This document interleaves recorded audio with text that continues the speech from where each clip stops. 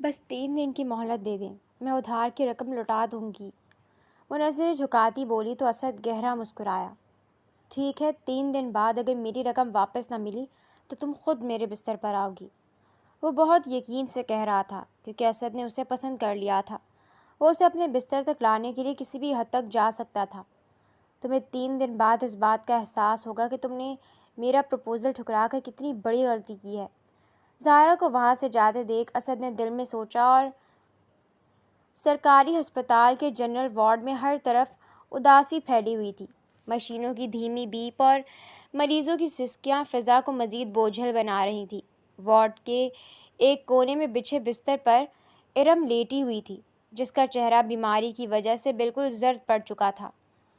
زہرا اس کے سرہانے بیٹھی اس کا سرد ہاتھ اپنے دونوں ہاتھوں میں تھامے ہوئے تھی۔ ارم نے بامشکل اپنی بوجھل آنکھیں کھولیں اور زہرا کی طرف دیکھا، جس کی آنکھوں میں آنسو تیر رہے تھے، لیکن وہ انہیں بہنے سے روک رہی تھی۔ زہرا، ارم نے انتہائی کمزور آواز میں پکارا، تم کہاں سے انتظام کرو گی اتنی بڑی رقم کا؟ ڈاکٹر کہہ رہے ہیں کہ اگر اگلے 2 دن میں آپریشن نہ ہوا تو… ارم کی آواز گلے میں پھنس گئی۔ زہرا نے جلدی سے ارم کے لبوں پر انگلی رکھ دی اور زبردستی اپنے چہرے پر ایک حوصلہ بخش مسکراہٹ سجانے کی کوشش کی۔ تم بس خاموش رہو ارم، ڈاکٹرز کچھ بھی کہیں، میں اپنی بہن کو کچھ نہیں ہونے دوں گی۔ میں نے اسد خانزادہ سے بات کرنے کا فیصلہ کیا ہے، وہ ہمیں کچھ مزید وقت دے دیں گے۔ ارم کا ہاتھ خوف سے کانپ اٹھا۔ اس نے زہرا کی گرفت کو مضبوط کرنے کی کوشش کرتے ہوئے کہا، نہیں زہرا، بالکل نہیں۔ اسد خانزادہ انسان نہیں، ایک درندہ ہے۔ وہ بہت ظالم اور مغرور آدمی ہے۔ تم اس کے پاس اکیلی کبھی مت جانا۔ خاندانی عزت اور میری زندگی کی خاطر خود کو کسی مصیبت میں مت ڈالنا۔ زہرا نے ارم کے ماتھے پر پیار کیا اور دھیمی آواز میں بولی، ہمارے پاس اب کوئی اور راستہ نہیں ہے ارم۔ ہماری عزت اور تمہاری سانسیں دونوں داؤ پر ہیں، تم بس دعا کرو۔ زہرا کھڑی ہوئی اپنے دوپٹے کو درست کیا اور ایک گہرا سانس لے کر کمرے سے باہر نکل گئی۔ اس کے قدموں میں لرزش تھی، لیکن دل میں اپنی بہن کو بچانے کا ایک پختہ عزم تھا۔ شہر کے سب سے مہنگے تجارتی ٹاور کی آخری منزل پر واقع اسد خانزادہ کا آفس کسی بادشاہ کے دربار کا منظر پیش کر رہا تھا۔ فرش پر مہنگا اطالوی ماربل چمک رہا تھا، دیواروں پر نایاب پینٹنگز لٹکی ہوئی تھیں، اور کمرے کے وسط میں اخروٹ کی لکڑی کی ایک بہت بڑی میز رکھی تھی۔ اسد خانزادہ اپنی چمڑے کی بوجھل کرسی پر ٹیک لگائے بیٹھا تھا۔ اس کے سگار کا دھواں فضا میں لہریں بنا رہا تھا۔ اس کے چہرے پر ایک ایسی مغرور مسکراہٹ تھی جو کسی بھی کمزور انسان کا حوصلہ توڑنے کے لیے کافی تھی۔ آفس کا بھاری شیشے کا دروازہ آہستہ سے کھلا۔ زہرا سہمے ہوئے قدموں کے ساتھ اندر داخل ہوئی۔ اس کا سادہ کاٹن کا سوٹ اور سر پر لپٹا ہوا دوپٹہ اس عالیشان کمرے میں اس کی غربت اور بے بسی کو واضح کر رہا تھا۔ اسد نے سگار کا ایک لمبا کش لیا اور اپنی گہری عقابی نظریں زہرا کے چہرے پر جما دیں۔ اس کی نظروں میں ایک عجیب سی چمک تھی۔ زہرا میز سے چند قدم کے فاصلے پر رک گئی اور اپنی کانپتی ہوئی انگلیوں کو آپس میں جوڑ لیا۔ کمرے میں چند لمحوں کے لیے گہرا سکوت چھا گیا۔ تو آخر کار تم آ ہی گئیں زہرا۔ اسد نے اپنی رعبدار اور بھاری آواز میں سکوت کو توڑا۔ اس کا لہجہ طنزیہ تھا۔ مجھے لگا تھا کہ خانزادہ کا قرض لوٹانے کے لیے تمہاری یہ غیرت تمہیں کسی اور کے پاس لے جائے گی، لیکن لگتا ہے شہر کے تمام دروازے تمہارے لیے بند ہو چکے ہیں۔ زہرا نے اپنی نظریں جھکائے رکھیں۔ اس کی آواز حلق میں پھنس رہی تھی، لیکن اس نے ہمت جمع کی۔ خانزادہ صاحب، میں جانتی ہوں کہ ہمارے اوپر آپ کا بہت بڑا قرض ہے۔ چچا نے جو رقم ارم کے علاج کے نام پر لی تھی وہ سب ہسپتال کے اخراجات میں ختم ہو گئی۔ میں آپ کے آگے ہاتھ جوڑتی ہوں، میری بہن ہسپتال میں زندگی اور موت کی جنگ لڑ رہی ہے۔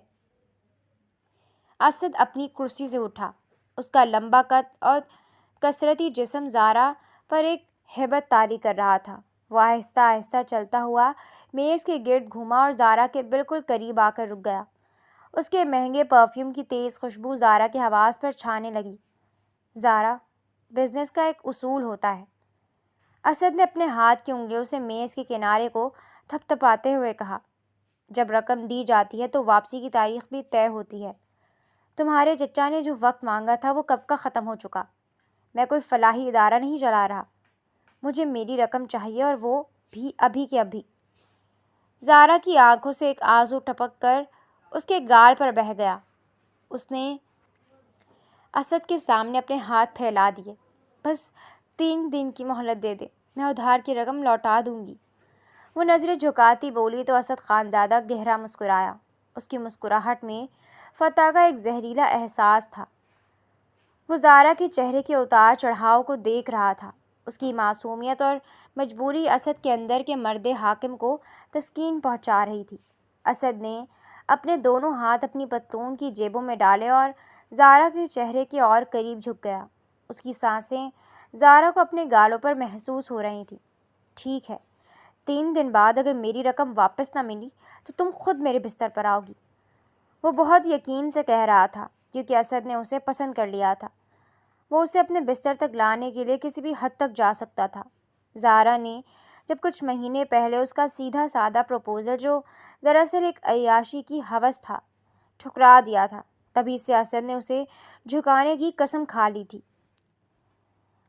اسد کے الفاظ زارا کے کانوں میں پگھلے ہوئے سیسے کی طرح اترے۔ اس کا پورا جسم خوف اور صدمے سے شل ہو گیا۔ اس نے کبھی سوچا بھی نہیں تھا کہ کوئی شخص کسی کی مجبوری کا اس حد تک فائدہ اٹھا سکتا ہے۔ اس نے تڑپ کر اپنی نظریں اٹھائی اور اسد کی آنکھوں میں دیکھا، جہاں صرف اور صرف ہوس اور غرور کا اندھیرا تھا۔ خانزادہ صاحب، خدا کے لیے ایسا مت کہیں، میں ایک شریف لڑکی ہوں۔ زارا کی ہچکی بند گئی۔ شرافت کا سودا بازار میں نہیں ہوتا زارا، اسد نے سرد لہجے میں کہا اور واپس اپنی کرسی کی طرف مڑ گیا۔ پیسے لاؤ اور اپنی شرافت بچا لو، نہیں تو یاد رکھنا چوتھی صبح میری ہوگی۔ اب تم جا سکتی ہو، تمہارا وقت شروع ہو چکا ہے۔ زارا کا دم گھٹ رہا تھا۔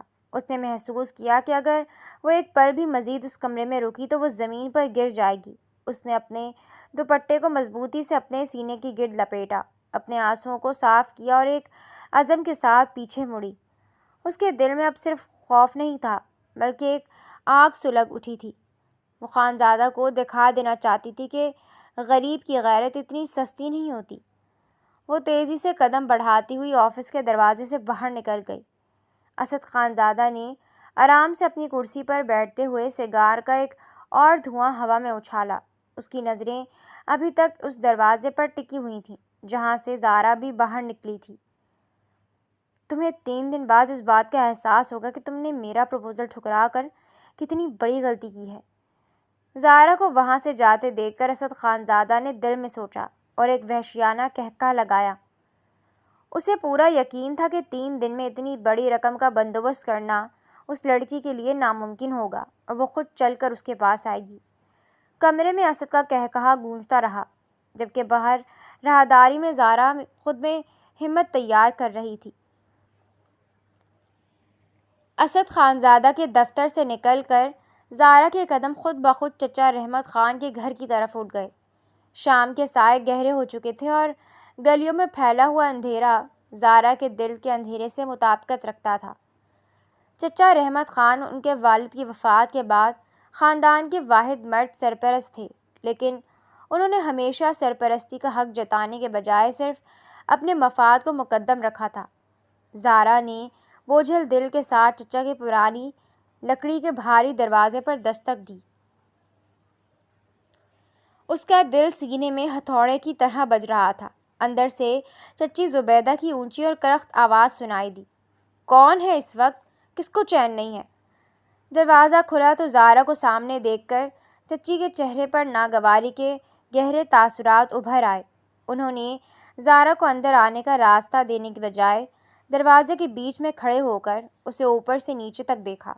تم اس وقت ہسپتال میں ارم کے پاس ہونے کے بجائے یہاں کیا کر رہی ہو؟ چچی نے سرد لہجے میں پوچھا۔ چچا جان گھر پر ہیں، مجھے ان سے بہت ضروری بات کرنی ہے، زارا نے اپنے آنسوؤں کو دباتے ہوئے بھرائی آواز میں کہا۔ ہاں اندر بھی بیٹھے ہیں، چائے پی رہے ہیں، آ جاؤ اندر، لیکن یاد رکھنا اگر پھر کسی ادھار یا پیسوں کا رونا رونا ہے تو اپنے چچا کا پیچھا چھوڑ دو۔ چچی نے بڑبڑاتے ہوئے دروازہ چھوڑا اور اندر چلی گئی۔ صحن کے ایک کونے میں بچھے تخت پر چچا رحمت خان آرام سے بیٹھے گڑگڑاتے ہوئے حقے کے کش لے رہے تھے اور سامنے رکھی چائے کی پیالی سے چسکیاں لے رہے تھے۔ ان کا چہرہ دنیا جہاں کی فکروں سے آزاد نظر آ رہا تھا، حالانکہ وہ جانتے تھے کہ ان کے بھائی کی بیٹیاں کس حال میں زندگی گزار رہی ہیں۔ زارا جیسے ہی صحن میں پہنچی اس کے ضبط کا بندھن ٹوٹ گیا۔ وہ چچا کے پاس پیروں پر فرش پر بیٹھ گئی اور ان کے گھٹنوں پر ہاتھ رکھ دیے۔ چچا جان، خدا کے لیے ہماری مدد کریں، ہم برباد ہو جائیں گے چچا جان۔ زارا پھوٹ پھوٹ کر رو دی۔ رحمت خان نے چونک کر حقے کی نلکی منہ سے نکالی اور زارا کی طرف دیکھا۔ ان کے چہرے پر تھوڑی سی گھبراہٹ ابھری۔ ارے ارے زارا بیٹی، یہ کیا تماشا ہے؟ اٹھو، وہاں نیچے کیوں بیٹھ گئی ہو؟ کیا ہوا ہے؟ ارم کی طبیعت تو ٹھیک ہے نا؟ ارم ہسپتال میں ہے چچا جان، اور ڈاکٹرز کہتے ہیں کہ اگر 2 دن میں اس کا آپریشن نہ ہوا تو اس کی جان چلی جائے گی، لیکن اس سے بھی بڑی مصیبت ہمارے سر پر آ گئی ہے، زارا نے ہچکیاں لیتے ہوئے کہا۔ چچی زبیدہ، جو اب تک صحن کے دوسرے کونے میں کھڑی سن رہی تھی، آگے بڑھیں اور طنزیہ انداز میں بولیں، مصیبت؟ اب کون سی نئی مصیبت آ گئی؟ تم دونوں بہنوں نے تو جیسے اس گھر کو مصیبتوں کا گھر بنا دیا ہے، روز کا نیا ڈرامہ ہے تمہارا۔ چچی جان، یہ کوئی ڈرامہ نہیں ہے۔ زارا نے چچی کی طرف دیکھا، اس کی آنکھوں میں التجا تھی۔ اسد خانزادہ نے ہمیں صرف 3 دن کی مہلت دی ہے۔ وہ جو قرض آپ نے ارم کے علاج کے لیے ان سے لیا تھا وہ اب سود سمیت واپس مانگ رہے ہیں۔ انہوں نے کہا کہ اگر 3 دن میں رقم واپس نہ ملی تو وہ ہماری زندگی اور عزت سب مٹی میں ملا دیں گے۔ وہ بہت ظالم آدمی ہیں چچا جان، وہ مجھے تباہ کر دیں گے۔ رحمت خان کا چہرہ اسد خانزادہ کا نام سنتے ہی زرد پڑ گیا۔ ان کے ہاتھ کانپنے لگے۔ اسد خانزادہ؟ میں نے تو رقم لیتے وقت کہا تھا کہ ہمیں کچھ وقت چاہیے ہوگا، وہ اتنی جلدی کیسے مانگ سکتا ہے؟ وہ مانگ رہا ہے چچا جان، اور اس کی نیت بہت خراب ہے، وہ ایک ایک پائی کا حساب مانگ رہا ہے۔ زارا نے چچا کا ہاتھ تھام لیا۔ چچا، میں آپ کے آگے ہاتھ جوڑتی ہوں، ارم کی زندگی اور میری عزت داؤ پر ہے۔ ہمارے ابا کے حصے کی جو خاندانی زمین گاؤں میں ہے جسے آپ سنبھال رہے ہیں، اس کا کچھ حصہ بیچ دیں، ابھی اسی وقت گاہک ڈھونڈیں، وہ زمین بیچ کر خانزادہ کا قرض اتار دے چچا جان۔ میں زندگی بھر آپ کی غلامی کروں گی، بس ہمیں اس درندے سے بچا لیں۔ زمین بیچنے کا نام سنتے ہی چچی زبیدہ کے تن بدن میں جیسے آگ لگ گئی۔ وہ تڑپ کر آگے آئیں اور زارا کا ہاتھ چچا کے گھٹنوں سے جھٹک دیا۔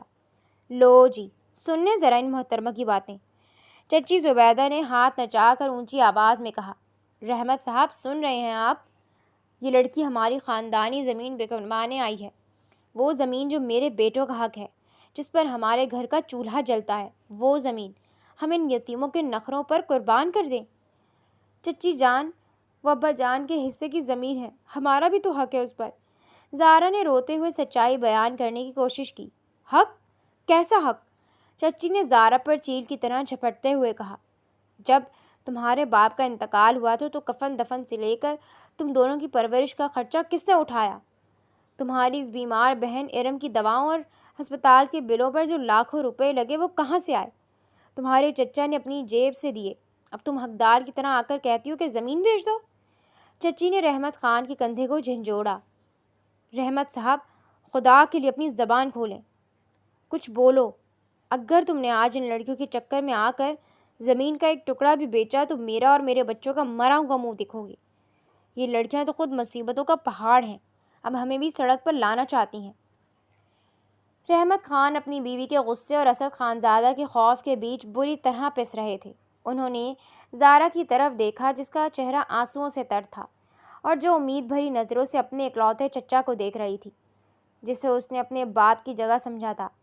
لیکن رحمت خان کے اندر کا بزدل اور خود غرض انسان بیدار ہو چکا تھا۔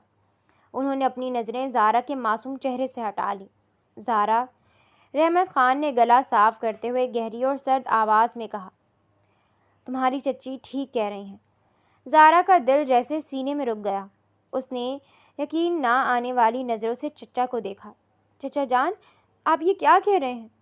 میں سچ کہہ رہا ہوں زارا۔ رحمت خان نے اپنے لہجے کو سخت کرنے کی کوشش کی تاکہ اپنی بزدلی کو چھپا سکے۔ تمہاری بہن کی بیماری نے پہلے ہی ہمیں کنگال کر دیا ہے، اب ہم مزید کچھ نہیں کر سکتے۔ میں زمین کا 1 انچ بھی نہیں بیچ سکتا۔ اگر میں نے زمین بیچ دی تو میں اپنے بچوں کو کیا کھلاؤں گا؟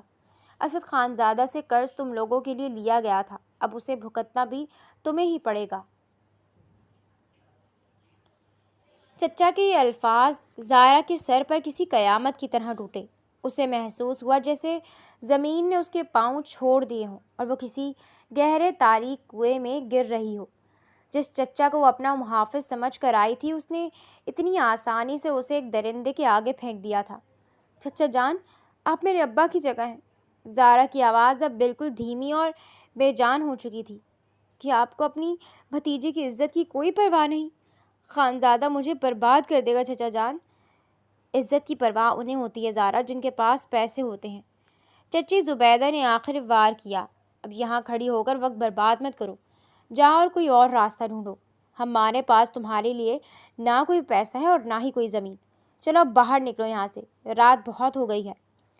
زائرہ آہستہ آہستہ کھڑی ہوئی۔ اس کے آنسو اب سوکھ چکے تھے اور ان کی جگہ آنکھوں میں گہرا احساس آ گیا تھا۔ اس نے ایک آخری نظر اپنے چچا پر ڈالی جو اب دوبارہ حقے کی نلکی منہ میں دبا کر دوسری طرف دیکھ رہے تھے، جیسے زائرہ وہاں موجود ہی نہ ہو۔ زائرہ نے بنا کچھ کہے اپنے سر پر دوپٹہ سیدھا کیا۔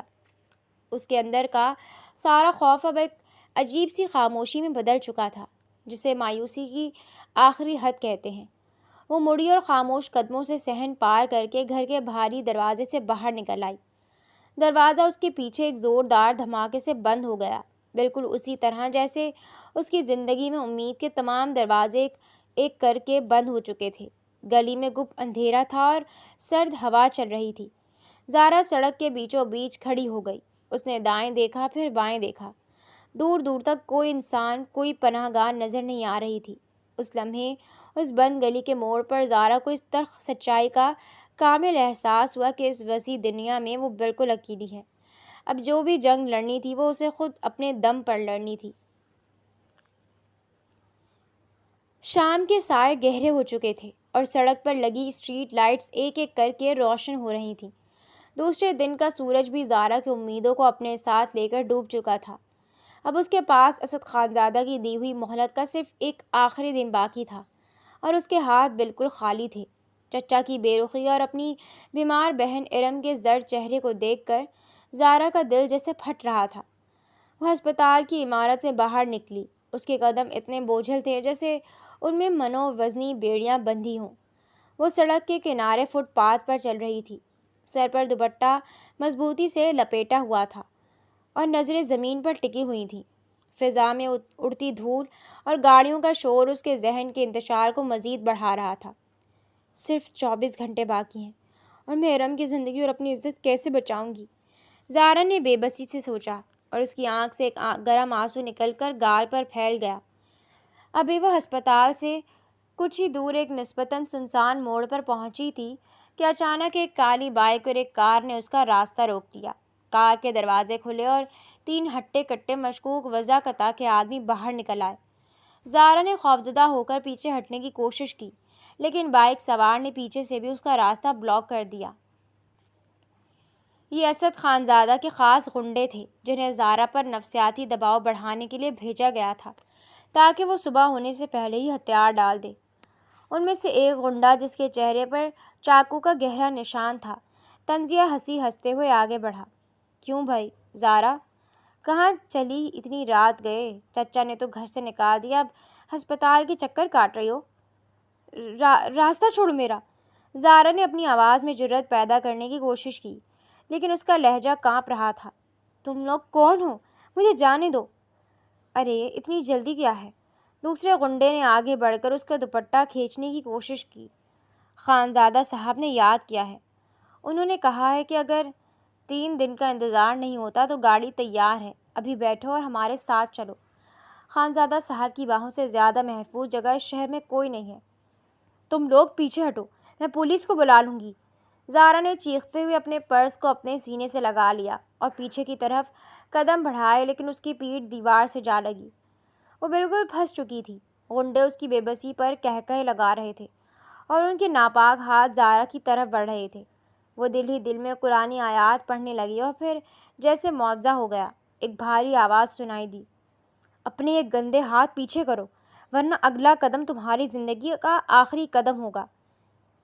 اچانک فضا میں ایک رعبدار آواز گونجی۔ غنڈے چونک کر پیچھے مڑے تو انہوں نے دیکھا کہ ایک نوجوان کھڑا ہے۔ اس نے سادہ لیکن نفیس لباس پہن رکھا تھا۔ اس کی آنکھوں میں شدید غصہ اور چہرے پر ایک پڑھے لکھے انسان کا وقار تھا۔ یہ دانیال تھا جو اس علاقے میں نیا آیا تھا اور ہسپتال کے قریب ایک میڈیکل اسٹور سے دوا لے کر لوٹ رہا تھا۔ اوئے چوزے، اپنی راہ لو، ہمارے معاملے میں ٹانگ اڑانے کی ضرورت نہیں ہے ورنہ وہ یہیں ڈھیر کرے جاؤ گے۔ غنڈوں کے سرغنہ نے اپنی کمر سے خنجر نکالتے ہوئے دھمکی دی۔ دانیال نے بغیر کسی خوف کے اپنا بیگ ایک طرف پھینکا اور زارا کے سامنے ایک ڈھال بن کر کھڑا ہو گیا۔ ایک اکیلی لڑکی کو گھیر کر خود کو سورما سمجھتے ہو؟ شرم آنی چاہیے تم لوگوں کو۔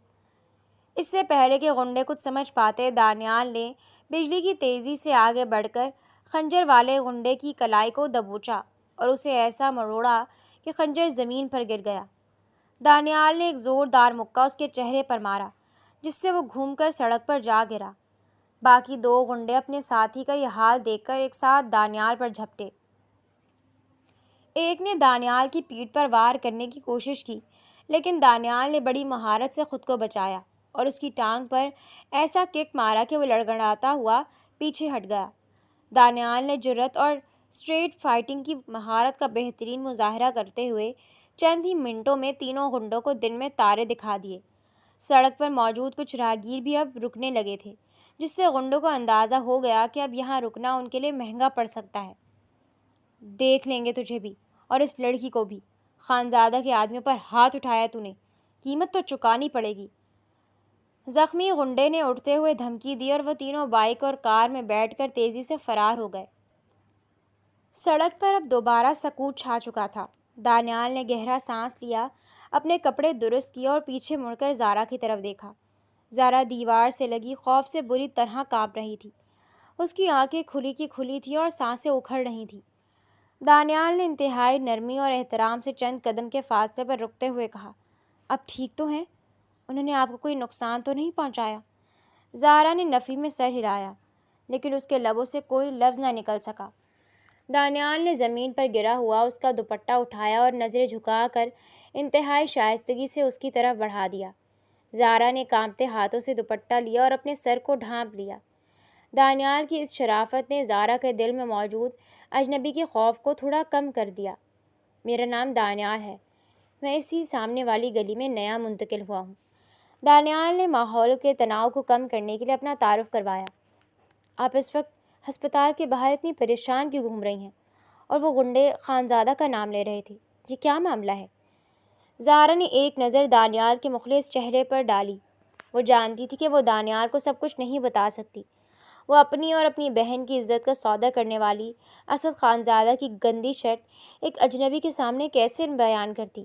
لیکن اس کے اندر کا غبار اور بے بسی اب باہر نکلنے کے لیے بےتاب تھی۔ میں ایک بہت بڑی مصیبت میں ہوں۔ زارا کی آواز رونا روتے ہوئے ٹوٹ گئی۔ میری بہن ارم ہسپتال کے اندر زندگی اور موت کی جنگ لڑ رہی ہے اور باہر ایک درندہ ہماری زندگی برباد کرنے کے لیے تیار کھڑا ہے۔ دانیال نے ہمدردی سے اسے سنا۔ اگر کوئی قانونی مسئلہ ہے یا کوئی آپ کو بلیک میل کر رہا ہے تو ہم پولیس کے پاس جا سکتے ہیں۔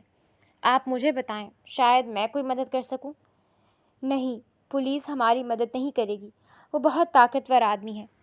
زارا نے بے اختیاری میں دانیال کا بازو تھام لیا۔ اس کی آنکھوں میں سچے خوف کے سائے تھے۔ مجھے صرف چند گھنٹوں کے اندر ایک بہت بڑی رقم چاہیے، ایک ایسی بھاری رقم جو مجھ جیسے غریب نے کبھی خواب میں بھی نہیں دیکھی۔ اگر کل شام تک میں نے اس ادھار کی رقم کا بندوبست نہ کیا تو سب کچھ ختم ہو جائے گا، میری بہن مر جائے گی اور میں جی نہیں پاؤں گی۔ زارا کے ان الفاظ میں ایسی سچی تڑپ اور گہرا درد تھا کہ دانیال کا دل پگھل گیا۔ اس نے محسوس کر لیا کہ یہ لڑکی کسی انتہائی کٹھن امتحان سے گزر رہی ہے اور اگر اس وقت اسے اکیلا چھوڑ دیا گیا تو کوئی بڑا سانحہ ہو سکتا ہے۔ دانیال نے زارا کو تسلی دیتے ہوئے انتہائی پختہ اور مخلص لہجے میں کہا، زارا جی، آپ حوصلہ رکھیں۔ اس دنیا میں اگر برے لوگ ہیں تو خدا نے اچھے لوگوں کو بھی پیدا کیا ہے۔ میں نہیں جانتا کہ وہ رقم کتنی بڑی ہے اور آپ کی مصیبت کی پوری تفصیل کیا ہے، لیکن میں آپ سے وعدہ کرتا ہوں کہ میں آپ کو اس بند گلی میں اکیلا نہیں چھوڑوں گا۔ زارا نے حیرت اور امید کے ملے جلے تاثرات سے دانیال کو دیکھا۔ آپ ایک اجنبی ہو کر میری مدد کیوں کریں گے؟ دانیال کے چہرے پر ایک دھیمی اور اطمینان بخش مسکراہٹ ابھری۔ انسانیت کے رشتے سے بڑھ کر کوئی رشتہ نہیں ہوتا۔ میری اپنی بساط جتنی بھی ہے، میں کل صبح تک اس رقم کا بندوبست کرنے کی پوری کوشش کروں گا۔ میرے پاس کچھ بچت ہے اور کچھ موروثی جائیداد کے کاغذات بھی ہیں۔ آپ بس ہسپتال جائیں اور اپنی بہن کا خیال رکھیں۔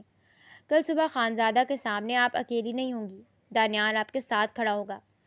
دانیال کے الفاظ نے زارا کے مرجھائے ہوئے دل میں امید کی ایک ایسی شمع روشن کر دی جس کی روشنی نے اس تاریک رات کے خوف کو آہستہ آہستہ کم کرنا شروع کر دیا۔ زارا نے دل ہی دل میں خدا کا شکر ادا کیا جس نے آخری لمحے میں اس کے لیے غیب سے ایک محافظ بھیج دیا تھا۔ تیسرے دن کی سورج کی پہلی کرن اسد خانزادہ کے لیے ایک جشن کا پیغام لے کر آئی تھی۔ اس کے عالی شان آفس میں اسد اپنی چمڑے کی شاہانہ کرسی پر نیم دراز تھا۔ ایک ہاتھ میں سگار تھا اور دوسرے ہاتھ میں کافی کا مگ۔ میز پر اس کے خاص کارندے نے کچھ کاغذات لا کر رکھے تھے۔ خانزادہ صاحب، کل رات اس لڑکی کو ہمارے لڑکوں نے ہسپتال کے باہر ٹھیک ٹھاک ڈرا دیا تھا۔ کارندے نے دانت نگالتے ہوئے مخبری کی۔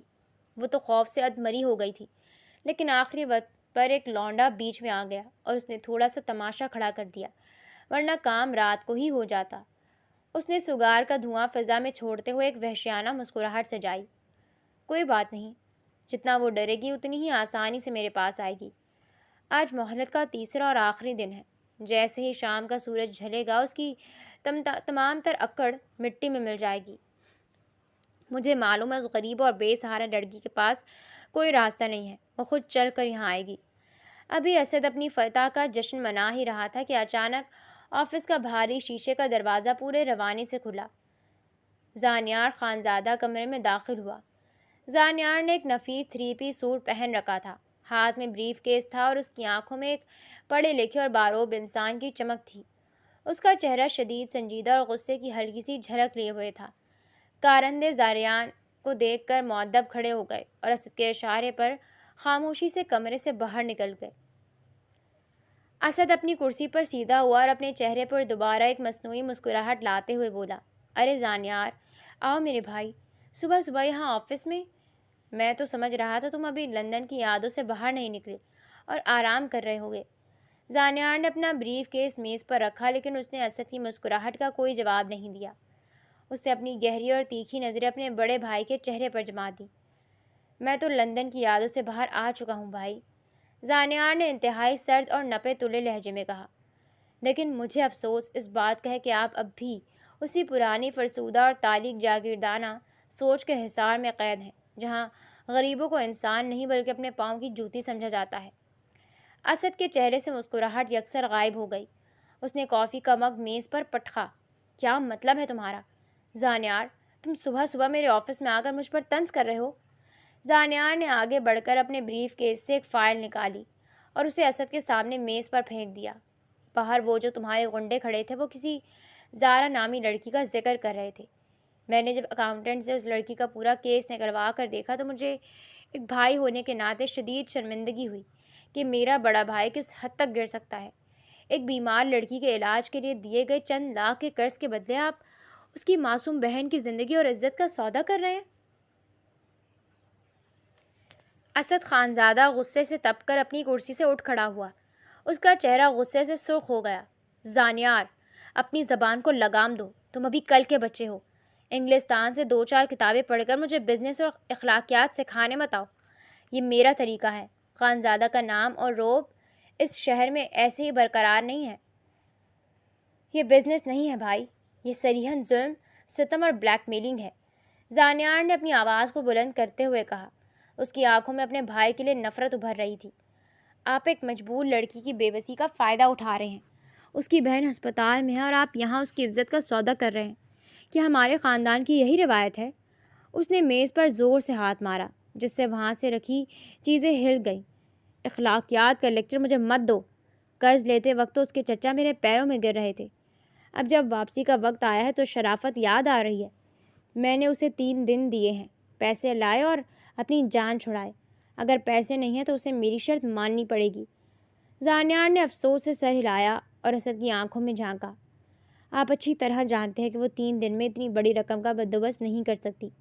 آپ نے جان بوجھ کر اسے ایک ایسی بند گلی میں دھکیلا ہے جہاں اس کے پاس کوئی راستہ نہ بچے اور وہ آپ کے آگے گھٹنے ٹیک دے۔ بھائی، میری بات کان کھول کر سن لیں۔ طاقت کے استعمال تباہی لائے گا۔ یاد رکھیں، مظلوم کی آہ جب عرش پر پہنچتی ہے تو بڑے بڑے فرعونوں کے تخت الٹ جاتے ہیں۔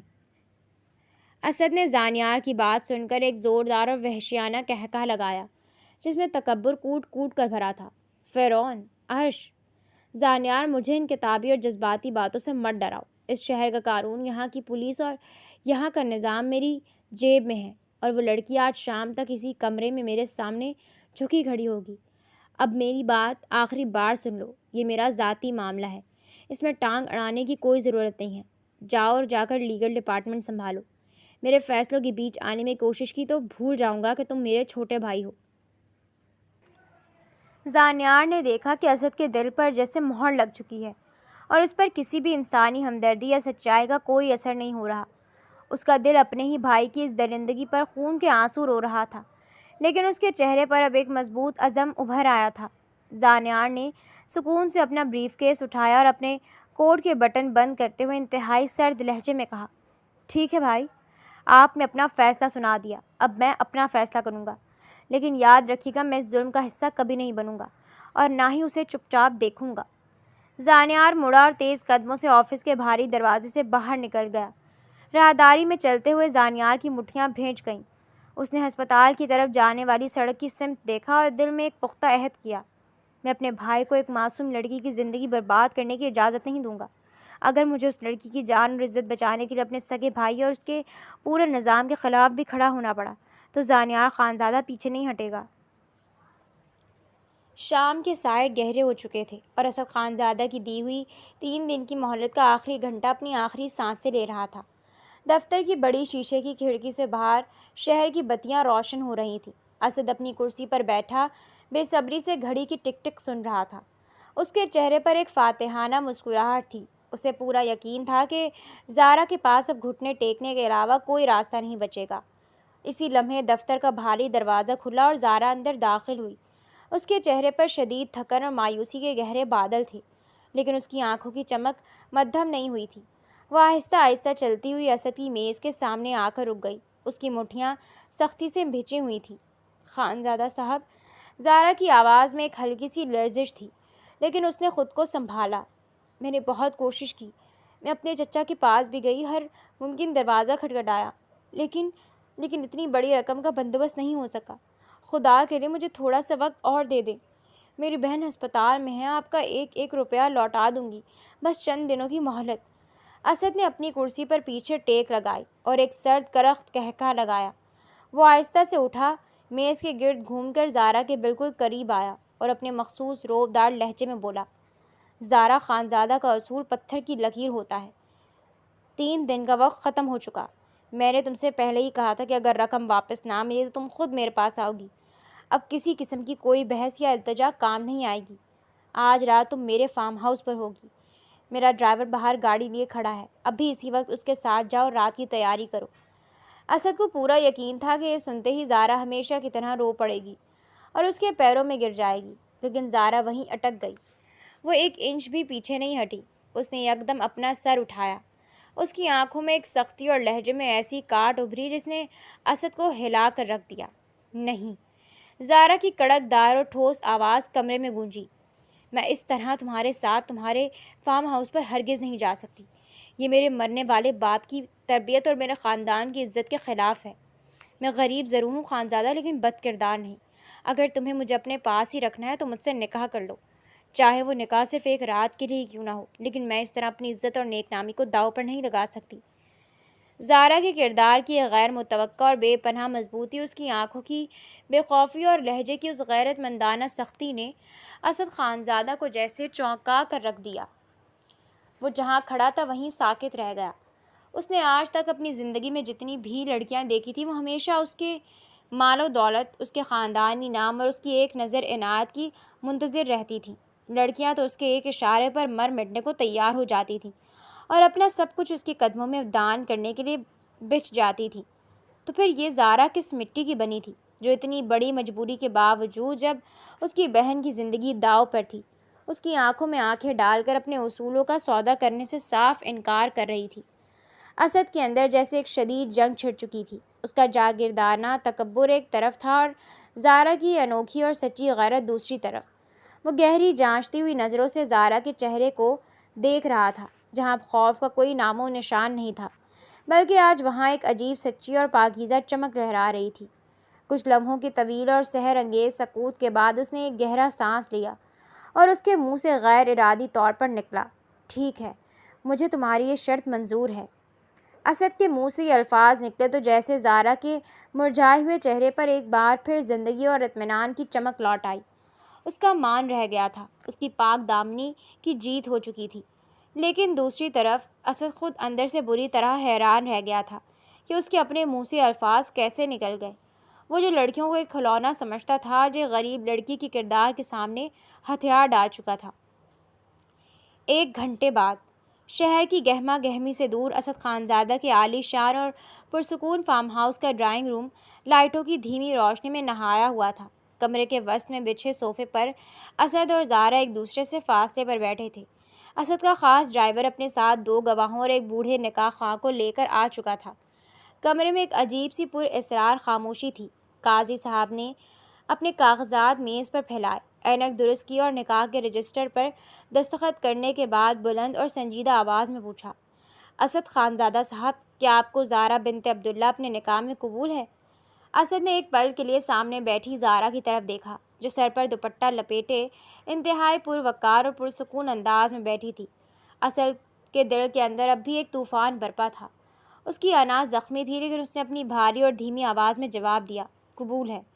جب یہی سوال قاضی صاحب نے زارا کی طرف رخ کر کے پوچھا تو زارا نے بنا کسی خوف یا جھجک کے پوری قوت اور دل اطمینان کے ساتھ جواب دیا، قبول ہے۔ قاضی صاحب نے ہاتھ اٹھا کر دعا مانگی اور نکاح کی رسم مکمل ہو گئی۔ گواہان اور قاضی صاحب مبارکباد دے کر کمرے سے باہر نکل گئے۔ کمرے میں اب صرف وہ دونوں اکیلے تھے۔ زارا کے چہرے پر ایک عجیب سا سکون اور اطمینان تھا، کیونکہ اس نے اپنی بہن کی سانسیں بچانے کے لیے خود کو قربان تو کیا تھا، لیکن گناہ کی دلدل میں گرے بغیر۔ اس نے اپنے باپ کی تربیت اور اپنی عفت کا سودا نہیں ہونے دیا۔ لیکن دوسری طرف اسد خانزادہ صوفے پر بیٹھا زارا کے اس اطمینان کو دیکھ رہا تھا، اور اسے شدت سے ایسا محسوس ہو رہا تھا کہ جیسے وہ یہ سب بڑی بازی جیت کر بھی اندر سے بری طرح ہار گیا ہو۔ وہ زارا کو ایک مجبور لونڈی کی طرح اپنے قدموں میں لانا چاہتا تھا، لیکن زارا نے اپنی خاندانی غیرت کے جال میں اسے ایسا جکڑا کہ وہ اب اس کا قانونی شوہر بن چکا تھا، اور اس کے دل میں زارا کے لیے ہوس کی جگہ ایک انچاہے گہرے احترام نے جنم لے لیا تھا۔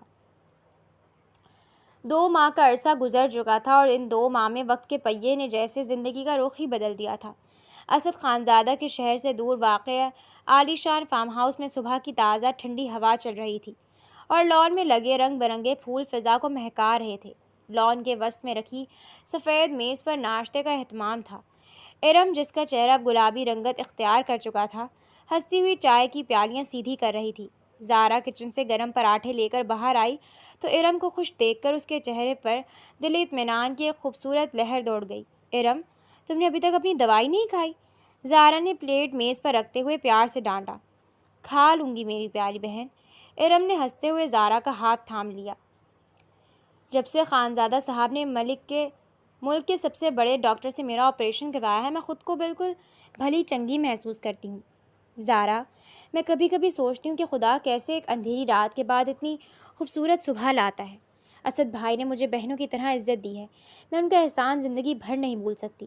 زارا نے مسکرا کر ارم کے سر پر ہاتھ پھیرا۔ اس کی نظریں بے اختیاری میں حویلی کی دوسری منزل کی کھڑکی کی طرف اٹھ گئیں، جہاں اسد خانزادہ کھڑا مسکراتی ہوئی نظروں سے اپنی زندگی کی ان 2 خوشیوں کو دیکھ رہا تھا۔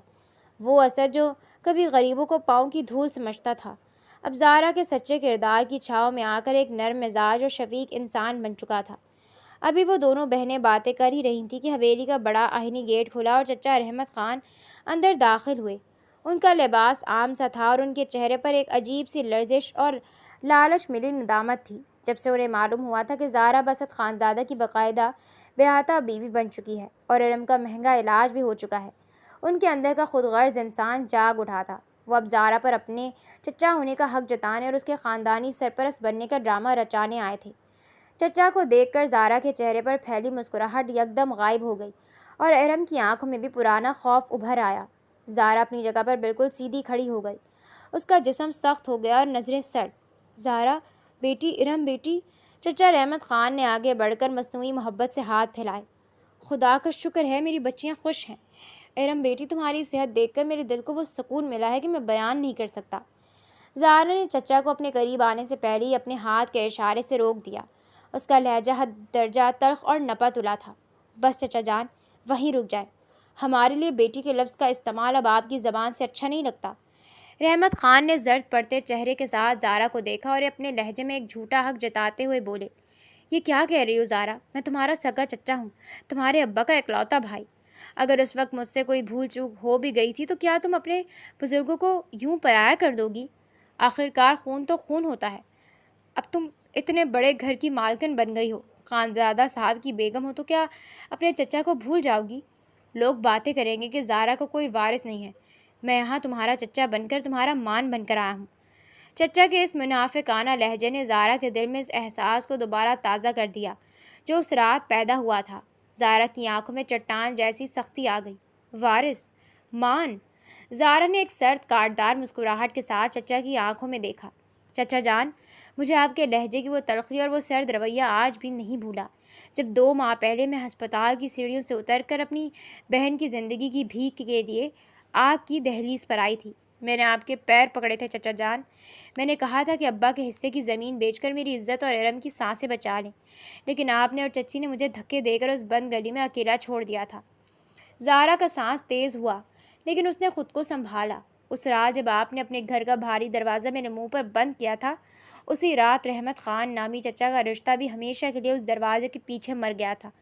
آج جب میری بہن صحت یاب ہو گئی اور میں خانزادہ صاحب کی عزت بن چکی ہوں، تو آپ کو اپنا حق یاد آ گیا۔ مجھے ایسے منافق رشتوں کی کوئی ضرورت نہیں ہے۔ آپ جا سکتے ہیں چچا جان۔ میرے ابا کا وارث اور میرا مان صرف یہ میری بہن ہے، اور میرا سچا محافظ میرا شوہر ہے۔ رحمت خان زارا کے اس ٹھوس اور بے لچک جواب پر بالکل لاجواب ہو گئے۔ ان کا سر شرمندگی اور ناکامی سے جھک گیا۔ وہ بنا کچھ کہے دھیمے قدموں سے واپس گیٹ کی طرف مڑ گئے، یہ جانتے ہوئے کہ انہوں نے اپنے ہاتھوں سے سچے رشتے کھو دیے تھے۔ چچا کے جانے کے بعد ارم خاموشی سے اندر چلی گئی تاکہ زارا کو کچھ وقت اکیلے مل سکے۔ زارا لان کی کرسی پر بیٹھ کر گہرا سانس لے رہی تھی۔ اس کی آنکھوں میں ماضی کے دکھوں کی ایک ہلکی سی نمی تھی۔ اسی لمحے اسد خانزادہ آہستہ آہستہ چلتا ہوا اس کے قریب آیا۔ اس نے زارا کے کندھوں پر اپنا ہاتھ رکھ کے دلاسا دیا اور اس کے سامنے بیٹھ گیا۔ اسد کا چہرہ وہ مغرور بزنس مین والا نہیں تھا، بلکہ اس کی آنکھوں میں زارا کے لیے بے پناہ محبت اور ایک گہرا خلوص تھا۔ وہ جا چکے ہیں زارا، اب اپنے دل پر یہ بوجھ مت رکھو، اسد نے انتہائی نرم اور دھیمی آواز میں کہا، اور زارا کے لرزتے ہوئے ہاتھوں کو اپنے بڑے گرم ہاتھوں میں تھام لیا۔